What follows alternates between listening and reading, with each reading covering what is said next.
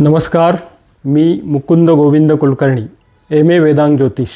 माझ्या वेद अध्यात्म ज्योतिष या यूट्यूब चॅनलवर आपणा सर्वांचं प्रथमतः मनपूर्वक स्वागत करतो. आपण आजच्या व्हिडिओमध्ये बघणार आहोत, खूप प्रयत्न करूनही आर्थिक संपन्नता लाभत नाही. लक्ष्मी रुसली आहे असं वाटतं. किंबहुना खूप प्रयत्न करतोय पण त्या मानाने आर्थिक स्रोत मात्र लाभत नाही. या सगळ्या गोष्टीमागे निश्चितपणे काही ना काही कारण असतं. घरामधली सकारात्मक ऊर्जा आणि त्याचबरोबर घरामधलं वातावरण या सगळ्या गोष्टी आपल्या लक्ष्मी प्राप्तीसाठी तितक्याच महत्त्वपूर्ण असतात. आज आपण बघणार आहोत अतिशय सोपे पण अत्यंत प्रभावशाली असे 10 उपाय की जे केल्याने आपल्या घरात लक्ष्मी तर नांदेलच परंतु सकारात्मक वातावरण देखील राहील. आपण ज्या वास्तूत राहतो, आपण ज्या घरात राहतो, ती वास्तू आपल्यावर किंवा आपल्या मनावर, आपल्या आरोग्यावर आणि आपल्या आर्थिक स्थितीवर फार मोठा परिणाम करत असते. या वास्तूमध्ये निर्माण होणारी ऊर्जा अर्थात ती सकारात्मक असेल तर ठीक, पण ती जर नकारात्मक असेल तर निश्चितपणे आपल्याला अनेक ठिकाणी बाधा निर्माण होते. तर ही बाधा घालवण्यासाठी किंबहुना ही नकारात्मक ऊर्जा नाहीशी करून सकारात्मक ऊर्जेमध्ये त्याचं रूपांतर करता येतं हे बऱ्याच लोकांना माहीत नाही. खरं म्हणजे आपली वास्तू हे आपलं मंदिरच असतं. या वास्तूमध्ये होणारे व्यवहार, या वास्तूमध्ये आपण जे विचार करत असतो किंबहुना आपल्या आयुष्याचे काही योजना आखत असतो त्यावरच आपली प्रगती अवलंबून असते. मग या ठिकाणी आपण जे मनामध्ये निर्माण करतो किंवा मनाने सगळं करत असतो किंवा कृतीत उतरवण्याचा प्रयत्न करत असतो, ती वास्तुदेवता हे सगळं बघत असते आणि नकळतपणे त्या वास्तुदेवतेचा आशीर्वाद आपल्याला मिळत असतो.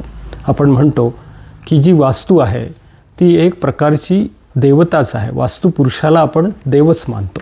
वास्तू म्हणते तथास्तु असाही एक नियम आहे. तर यानुसार या वास्तूत आपण राहतो, त्या वास्तूत जर आपण असे काही सोपे उपाय केले तर आपल्याला एक आमूलाग्र बदल आपल्या संपूर्ण जीवनशैलीमध्ये जाणवेल. त्यामध्ये लक्ष्मीची प्राप्ती तर होईलच परंतु आपली प्रगती देखील आपल्याला साधता येईल. आपण बघणार आहोत हे सगळे प्रभावी 10 उपाय. त्या अगोदर मी आपणास विनंती करेन की हा व्हिडिओ आपला पाहून झाल्यानंतर या व्हिडिओला आपण लाईक करा, शेअर करा, कमेंट्स करा आणि जर आत्तापर्यंत आपण या चॅनलला सबस्क्राईब केलं नसेल तर कृपया सबस्क्राईब करा. चला बघूया आपण हे 10 उपाय, प्रभावी 10 उपाय कोणते आहेत. सर्वात महत्त्वाचा आणि पहिला उपाय, अगदी सकाळी उठल्यापासून तर रात्री झोपेपर्यंत आपली जी दिनचर्या असते त्या दिनचर्येमधलेच हे सगळे उपाय आहेत. आपल्याला खूप काही करायचं नाही आहे परंतु आपण या गोष्टी साध्या सोप्या जर केल्या तर याचा प्रभाव अतिशय परिणामकारक आपल्याला मिळेल. बघूया. सकाळी उठल्या उठल्या आपण काय करावं. प्रथम आपण अंथरुणामध्ये मांडी घालून बसावं. आपले दोन्ही हात, दोन्ही आपले जे हाताचे तळवे आहेत हे आपल्या डोळ्यासमोर घ्यावेत आणि एक मंत्र म्हणावा. हा मंत्र कुठला आहे?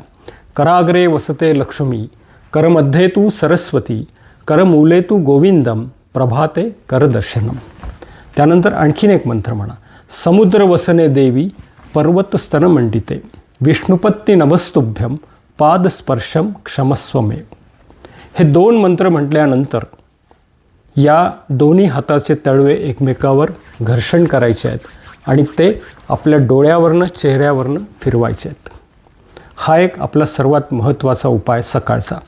त्यानंतर आपण आपलं सकाळचं सगळा विधी उरकल्यानंतर, स्नान संध्या जे काही आहे ते केल्यानंतर जी आपण देवपूजा करतो, या देवपूजेमध्ये आपल्या घरामध्ये, आपल्या देवघरामध्ये एक दक्षिणावर्ती शंख असणं गरजेचं आहे. तो जर नसेल तर कृपया आपण तो आणून ठेवा.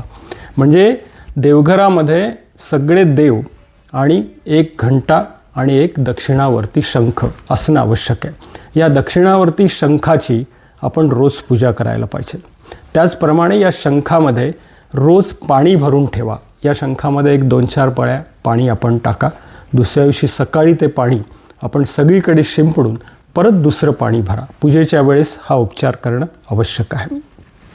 ही पूजा करत असताना आपण सकाळच्या पूजेमध्ये आपण तुपाचा दिवा आपल्याला तिथे प्रज्वलित करायचा आहे, हे लक्षात ठेवा.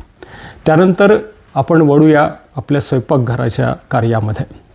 स्वयंपाक करत असताना एक पहिली पोळी, जो काही आपण स्वयंपाक करता तो पहिला जो स्वयंपाक आहे, अर्थात उदाहरणार्थ आपण समजा पोळी केली तर ती पोळी आपण गाईसाठी किंबहुना एखादा पांथस्थ जर आपल्या दाराशी आला, किंबहुना एखादा भुकेली व्यक्ती जर आपल्या दाराशी आली तर तिला देण्यासाठी एक पोळी जी ताजी असेल, पहिली असेल आणि त्यावर एक गुळ, हे आपण गाईला द्यायचं आहे.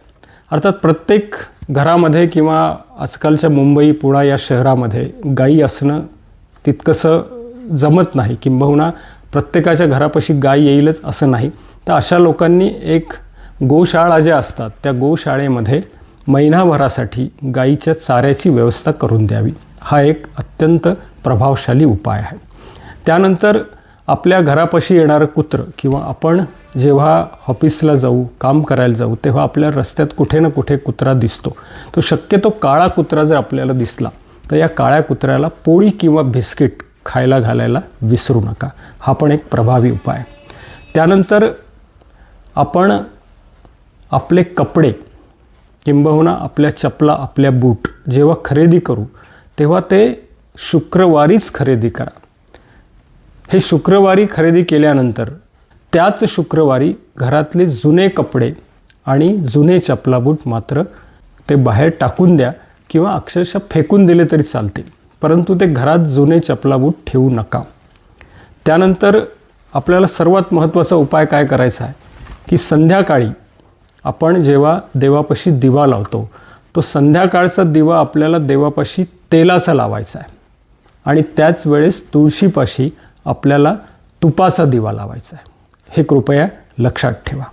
त्याचप्रमाणे आपण संध्याकाळी एकत्र बसून काही ना काही प्रार्थना करायची, कुठलीही प्रार्थना करा ज्याला जी शक्य असेल, पण एकत्र बसून प्रार्थना करणं याला फार महत्त्व आहे. यामुळे एक आध्यात्मिक ऊर्जा घरामध्ये निर्माण होते. त्यानंतर रात्री किंवा संध्याकाळी कधीही जेव्हा आपल्याला जमेल तेव्हा घरामध्ये कापूर जाळायला विसरू नका, कारण कापूर जाळल्याने घरामधली नकारात्मकता निघून जाते. त्याचप्रमाणे घरामध्ये जी वास्तुदेवता आहे, जिथे आपण वास्तुपुरुष निक्षेप केलेला आहे, त्या ठिकाणी दिवसभरातून कधीतरी का होईना एकदा नतमस्तक व्हा आणि त्या वास्तुपुरुषाला विनंती करा की हे वास्तुदेवता आम्हाला तुमचे आशीर्वाद द्या आणि आम्हाला आमच्या कार्यामध्ये यशस्वीता मिळू द्या. अशी एक प्रार्थना जरूर करा. मनोमन केली तरी चालेल, पण त्या वास्तुपुरुषाकडे पाहून करा, एवढं मात्र लक्षात ठेवा. त्यानंतर आपलं जे किचन आहे, रात्री झोपण्यापूर्वी आपलं किचन आपण स्वच्छ ठेवायला शिकलं पाहिजे. कारण या किचनमध्ये जर रात्री झोपण्यापूर्वी किंबहुना रात्रीच्या जेवणानंतर जर पसारा पडलेला असेल, अस्वच्छ किचन असेल, तर ही नकारात्मक ऊर्जा आपण घरामध्ये निर्माण करतो आहे. त्यामुळे आपलं किचन, आपलं स्वयंपाकघर नेहमी झोपण्याआधी स्वच्छ करून झोपा. त्याचप्रमाणे झोपण्यापूर्वी परत एकदा आपण परमेश्वराची, आपल्या वास्तुदेवतेची आणि आपल्या इष्टदेवतेची प्रार्थना करून झोपा.